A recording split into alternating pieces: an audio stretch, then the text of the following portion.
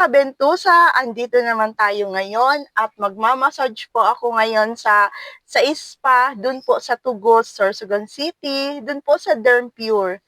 At meron akong client na imamassage ko. Kaya ngayon mga kabentusa, halika samahan niyo ako.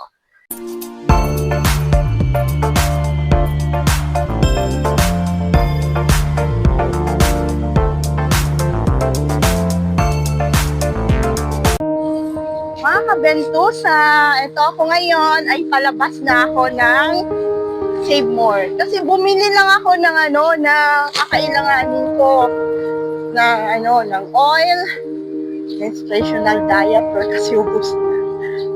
At ito, mga kabentusa, pupunta na ako ng spa. Okay, trabaho ko ngayon.